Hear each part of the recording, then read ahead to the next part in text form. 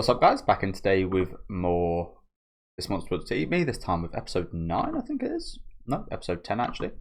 Was a fantastic episode last week with Shiori revealing that yes, she did give Hinako her blood. Still not sure 100% why. It was out of appreciation. It was a gift to her from before Hinako had the accident. All we saw was a lovely little smile from Hinako as she was a kid. So, but on that kind of train of thought, we did see a kid that looked pretty similar to Hinako. Probably had a pretty similar kind of way of being. At the end of the episode, I'm not sure how long ago it was. It seems like it was maybe hundreds of years ago, but she had another kid she kind of seemed to look after. So. Yeah, lots of really interesting kind of revelations surrounding Shiori recently, hasn't there been? Hito de Nashi. You're a monster. Not in the way we were hoping. We were looking for a monster, a gluttonous monster to eat us, not a monster of the heart. Not someone that's a monster to my feelings. It's just funny to think about. Like, I get it, but it's funny to think you're more of a monster for messing with my feelings than you would be a monster for killing me. It reminds me a little bit of euthanasia. I remember learning about that in school. I always thought it was quite interesting. Of like, there's some countries you can go to that will allow your family to like euthanize you if you're in like a vegetable state or something, for example.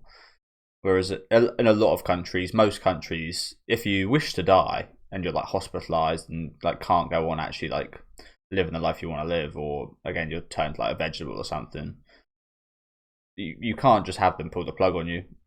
They've got to keep you alive, which is almost torturous in some ways. So I always thought that was a really interesting subject, a little bit similar to what's going on here, I guess. I can't remember. Forgive me, I'm probably wrong, but is it like Sweden, like somewhere like Scandinavian? I think that you're allowed to like do that. I'm not sure it's Sweden. I don't know. I have a friend from Sweden. I should ask him.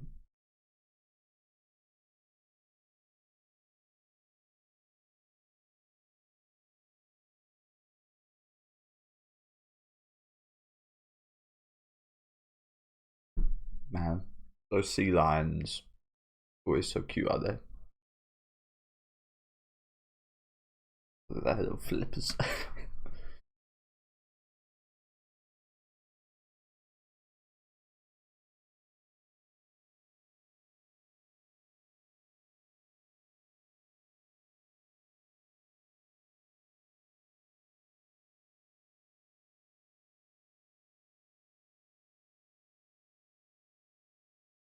I have no meat on her.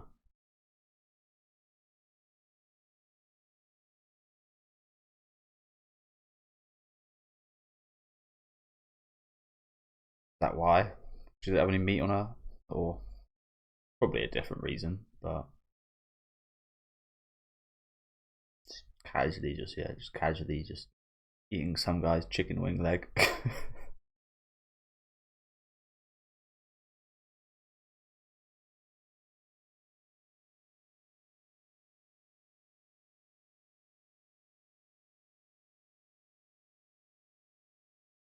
In that raw.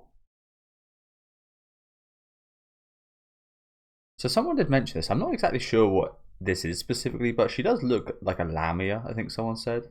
I don't really know what a lamia is. It kind of looks like a seductress monster, like snake thing. Like, it's always usually depicted from what I've seen as like a beautiful woman, and the lower half being a snake or like a reptile or something. I don't really know what it like means or like the story behind a lamia, but I've seen it in a few things, like Persona, Yu-Gi-Oh, and yeah, nothing else really.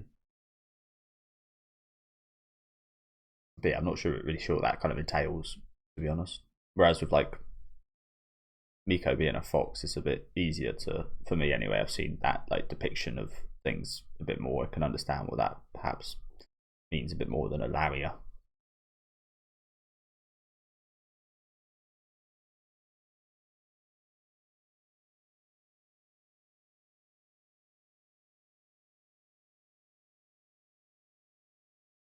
Oh yeah, I was gonna say, I assume she ate her family. And she called her a monster as well. I mean, yeah. but a very similar way as to how Hinako said it to her.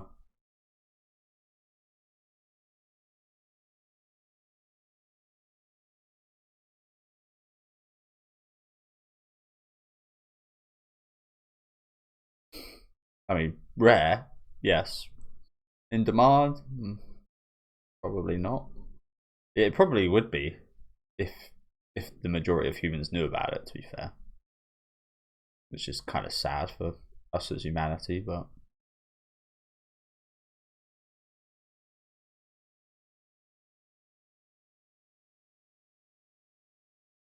oh god, bombed her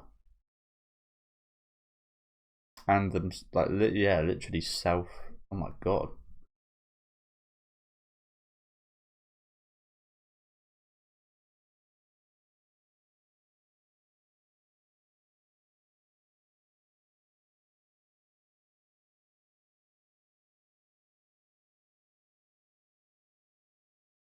Sounds so weird, but if you were immortal, you would kind of want to know how that feels, right? You would kind of want to know how it feels to be blown up, rejuvenate from that.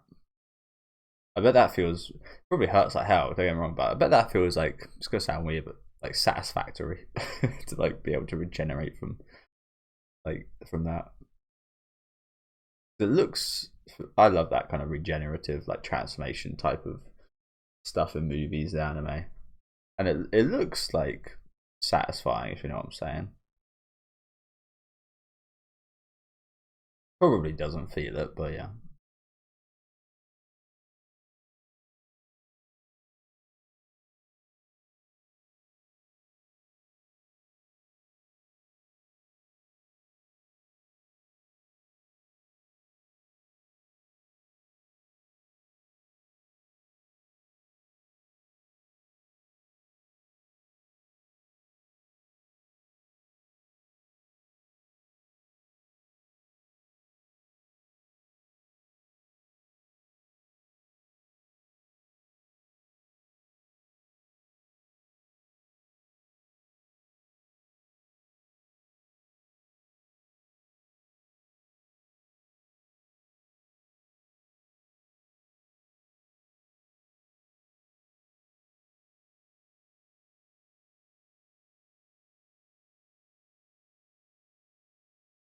Sounds like your average teenager.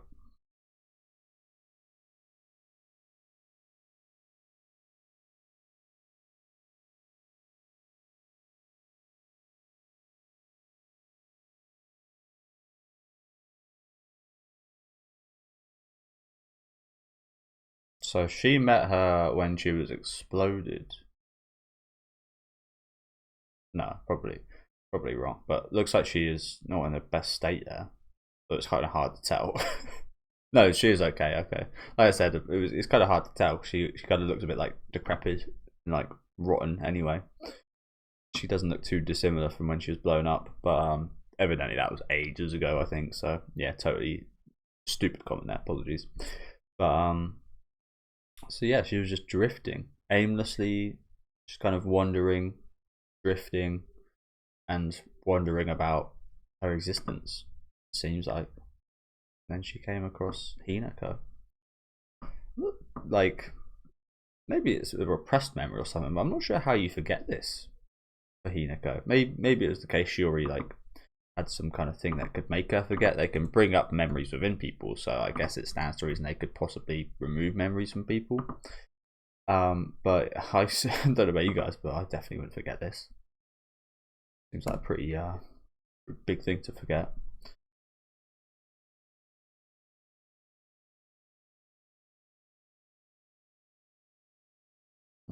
But why did you like her? I mean, we know that Hinako kind of invited her in a sense later on so she could die, but why did you like her back at this point? Why didn't you just eat her?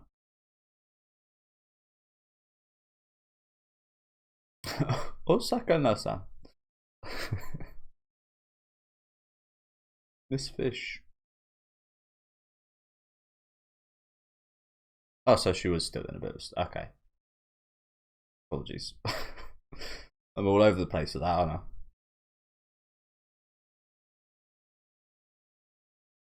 How long has she just been drifting there for then? Because, like I said, that story with the other kid seemed like it was quite a while ago. Time does go incredibly fast for yokai and such, I think, though, doesn't it?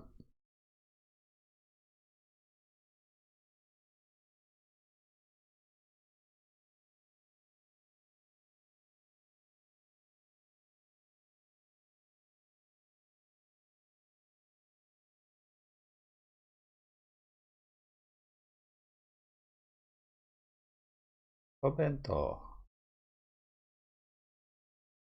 There's no worries whatsoever. Just get in the water with that thing.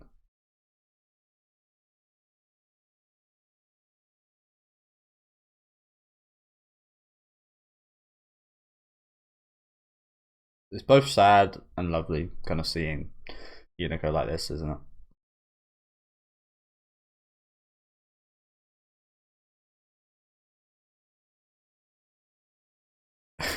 That's not what we're thinking about here, though, is it?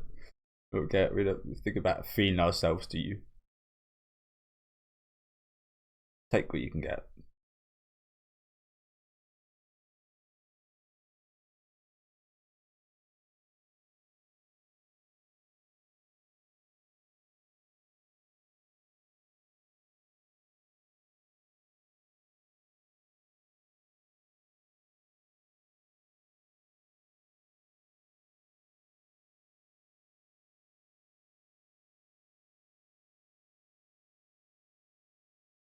Thing, sure. She's not actually like it's slightly horrific, but it's not that horrific. Like you can understand a kid not being scared of this, can't you?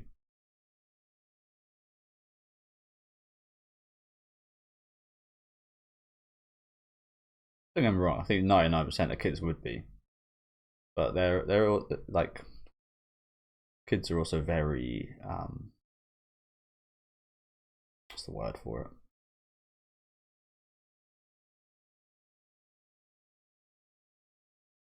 Inquisitive.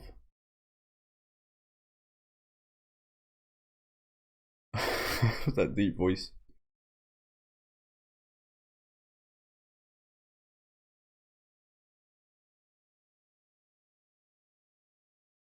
Uh,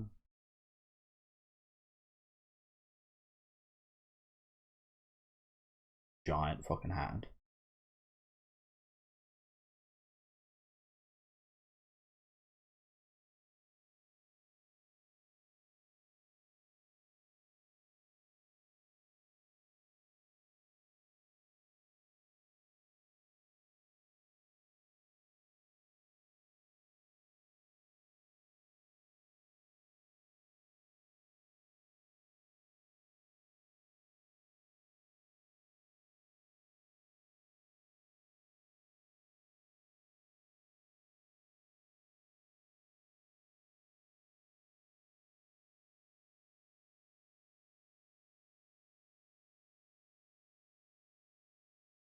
Even when she didn't remember you, she invited you in, but in a very different way. That's just how she is, isn't it? She's very different now, don't get me wrong, but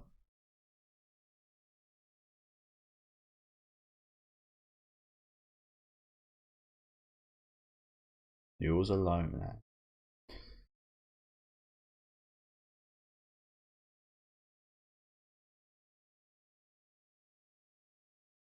Sounds a bit suspect when you remember her whole family's dead.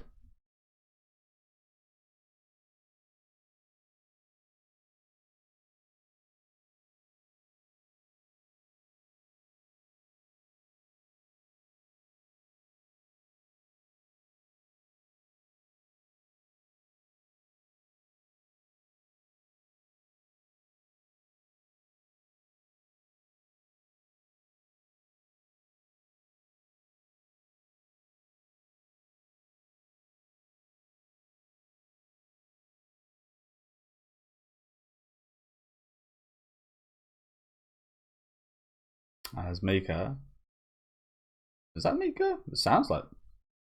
That's not her. It sounds like her. Is that the same voice actress?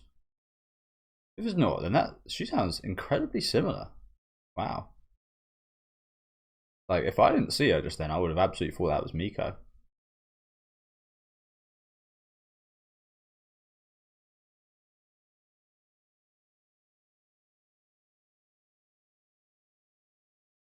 That's where she gave her the blood.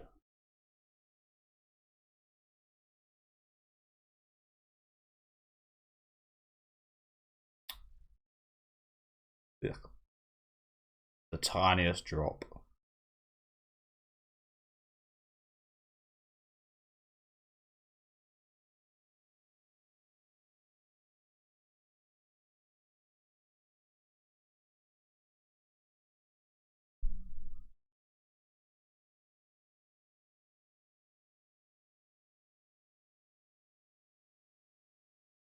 Probably wrong about this, but she kind of gave her this as a bit of a blessing and a thank you.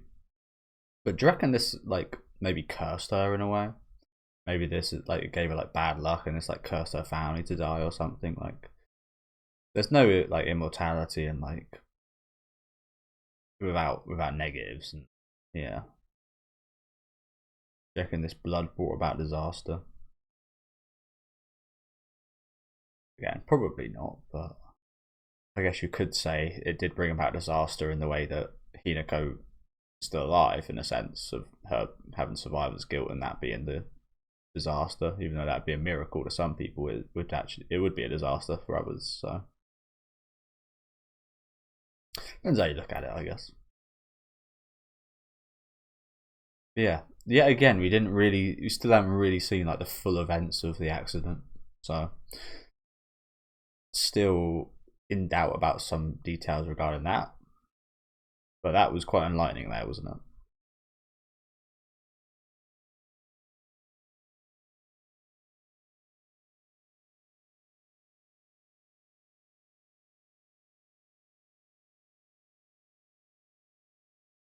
Jesus, the fuck?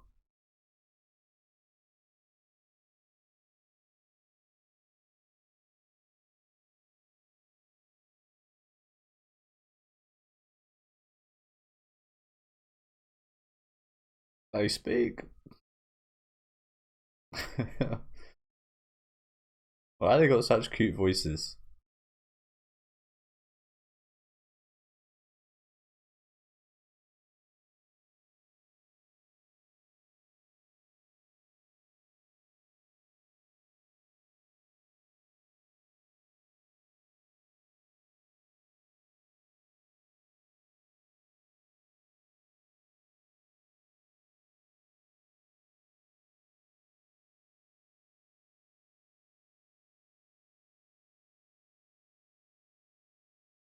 Yeah, there really is a massive difference between how Shiori talks now and how she talks back here, isn't there?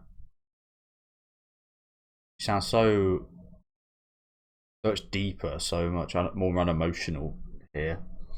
She's got a lot of kind of pizzazz with her voice actress in like a human form here, hasn't she?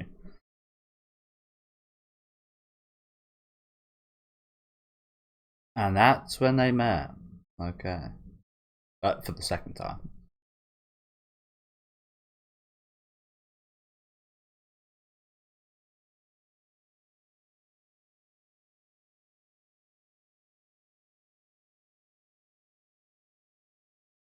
That is interesting, isn't it? So, wow, like I just said there, like Shiori sounded so different. Maybe it's just like the transformation thing. Maybe she just sounds deeper in her yokai form or whatever. But she does sound a lot more unemotional. Again, there's a lot of pizzazz, there's a lot like feistiness to her voice actress in her like human form like this, isn't there? There's that kind of like almost like she's looking down on you a little bit sometimes. That kind of like feeling, that kind of like spice to her voice actress. And then when she goes in this like monster form, it is like it's so rugged, so unemotional, so unforgiving, which is a good representation of how she is as a yokai. But the difference really is quite stark, isn't it? And that difference there, almost the same thing kind of happened with Hinako. Like she went from not as like she's not in the same way Shiori is, but she was like bright and like upbeat and like. And then next time she sees her, she's like drab and down and subtle and deep and like yeah. Maybe there's something more there to look into, but I can't really say what that means or anything. But it's just interesting thing to pick up on. But yeah, quite enlightening so far, isn't it? I said this a minute ago. I still feel like whenever we've seen the actual accident with her parents, it's only been like a couple seconds. Like we haven't actually seen that full incident play out yet. So I think there still is more to that. Maybe there isn't, but like just the way they've gone about showing it so far and such, that it feels like they're kind of purposely not showing us everything still. Especially, I think that stands out today, considering we're getting so much of the things around it. We're getting so much revealed of the surrounding kind of things.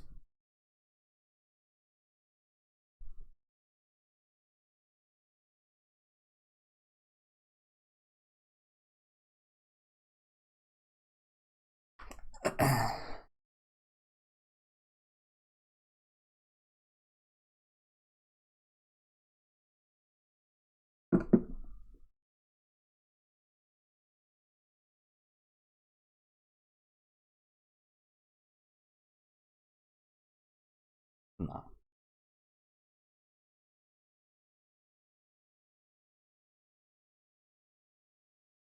I can understand why you wouldn't understand that. Though that's ironic, considering she's so inhuman. She's never related to humans. Sorry to pause again so quickly, but that is just so ironic, isn't it? Shiori, the person that never been invited, never understood humans, never got on a personal wavelength with them or anything. She can understand. Like her thought is, so, like animals. I mean, she's a yokai, so like might be slightly different. I feel like every living thing has this instinct, though. The instinct to survive, the instinct to live, to carry on. And to be honest, I mean, I knew this before anyway, but I was playing Lost Odyssey last night, and that's got some really awesome like little like memory segments, and one of them was just like, yeah, humans are the only animal kind of capable of lying. We're also like one of the only animals. I think there's maybe one or two other species. Could be wrong about that, but we're also the only other animals that contemplate kind of like offing themselves and like that is really intriguing, isn't it? We're the most advanced, the smartest animals there is out there, and we're the only ones that do this thing that seemingly goes against everything we kind of live for, everything humans have ever kind of like lived for, and their whole kind of mission in a sense. So it's really interesting. So you can understand why she's like would think like this. Any other animal would be like, yeah, I mean the mission's survival. Of course you'd be happy. Of course you'd think you're lucky. So it's just ironic that the person she probably connects to most is it's like so far away from how she would actually like how she can relate to. You'd be like, wow, I don't understand that whatsoever. If I was to like, sounds funny this, but if I was to talk like an ant would be like you. And if I was in Hinako's position, it'd be like, what the hell? You don't feel you're lucky? You actually want to die? You actually want to join them? You wish you died then? The whole ant civilization just wouldn't be able to understand that. And yes, I'm likening Shuri to an ant, but it's not all that dissimilar, to be honest. Again, pretty much every animal's got that same instinct, haven't they? Survive, eat, live. But yeah, again, it's just interesting that she connects to the person maybe, but with a thing furthest away than further. Yeah, wording that horribly, I know, but hopefully you get what I'm saying now. But it's just like us humans are pretty amazing. It's also pretty scary, but pretty amazing that it can vary so much and have these thoughts and feelings that no other being can.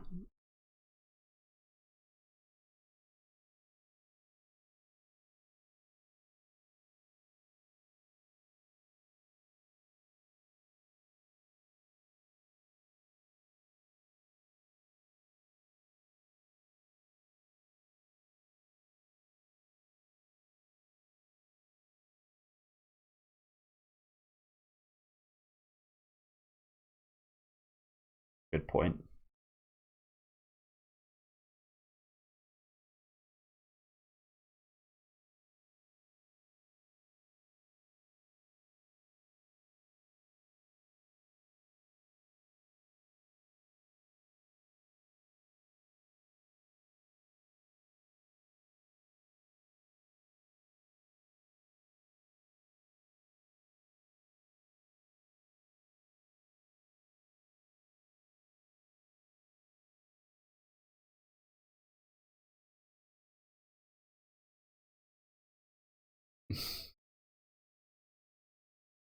Oh, I don't know. That was enlightening.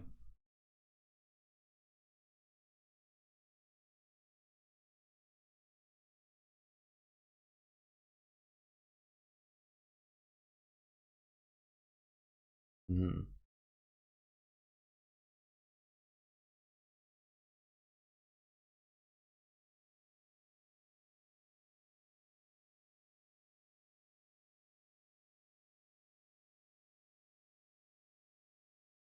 I doubt you'd do that. So yeah, they can make people forget as well, clearly. But is that what happened? Is that what happened to Hinako? We assume so, but I don't think that was ever outwardly mentioned, was it?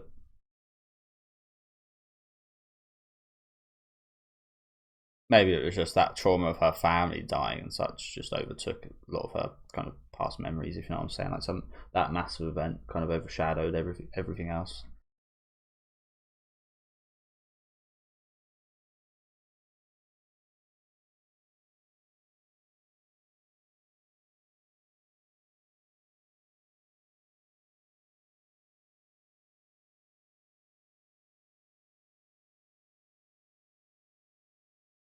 She does. Again, it's totally foreign. So it's actually quite impressive that Miko can like she really like resonates with her. Resonates. Totally wrong word. um, she gets her, but you can't expect Shiori to fully understand this. I think that'd be unfair to kind of be like, why can't you understand? She's a totally different being. I mean, there's clearly some like level of understanding and wanting to understand and attempt from Shiori, isn't there? But yeah, again, really enlightening episode today. Really like that. Lots surrounding the incident. On that topic I said a minute ago with the whole overshadowing of her family's death, I still feel like you'd still remember meeting a giant monster, even if that huge looming kind of trauma of your family dying like overshadowed a lot of your childhood memories. Surely you'd remember that. So again, I think we're just going to assume that maybe I don't think this is true, but maybe it's a case of like if you're not in contact with a yokai for a certain period of time, their existence just kind of fades from your memory or something like that. I don't know. There's a few things that could explain it, but again, I'm not sure they outwardly mention it unless I missed something.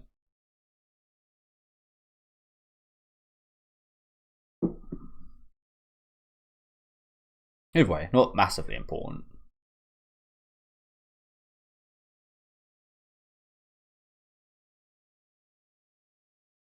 That was the episode. Maybe thinking there might be an end scene or something that seemed to go by very quickly. A cold morning. But yeah, thank you guys for watching. Like I said, really awesome episode. Seeing more of Shiori's backstory here with a kid whose parents she ate, I believe. They might have died during this kind of wartime incident stuff, perhaps, but I feel like the hate from the kids, I'm assuming she ate. She did say she ate a lot of people there, so I'm assuming she ate this kid's parents, unfortunately. And then just had them roaming about, and they were almost, well, not, I wouldn't say as monstrous, but they were just like, took some examples. It's kind of like I said before. This was like returning to like basic human nature, the nature of any animal, just to survive here. Just eating raw fish like this right next to this monster to survive. It's yeah, interesting. Maybe that was like the spark of something in Shiori where she tried to understand. Like, yes, the kids could be eaten. They wouldn't be as tasty as the adults, but they could be eaten. But perhaps there was more value in not eating them than there was to eating them. Maybe that was the spark of the kind of start of. So when she met Hinako, she didn't just like absolutely go for her. She kind of stayed patient with it, but yeah, got absolutely exploded right there. She ended up probably swimming for seemingly like at least like tens of years, and she ended up on in a little cove crack place here with Hinako, which is again lovely to see. It's both lovely seeing Hinako like this and sad just seeing how she's kind of got now as a almost adult woman. Kind of sad, but I mean, what do you expect? But yeah, some really lovely scenes there actually, wasn't there? And as I said earlier as well, it's like I suppose Shiori thought she was doing her repaying a debt, doing her a favor, kind of gifting her something, but maybe she actually kind of cursed her at this moment in time. Just yeah, just some really good stuff here. I'm still kind of crazed at how cute these fucking cockroach things sounded. these sea cockroach things. The voice actors were so cute. But yeah, do let me know what you guys thought about this episode in the comment section. Let me know what you guys thought about this one. Also, let me know if I did miss anything, because again, there was quite a lot of details and such covered today. Inevitably missed something here or there, I do assume. Leave a like on the video if you guys did like this one, and subscribe to the channel if you want to keep up to date with these weekly reactions. And I'll catch you guys next week with episode 11.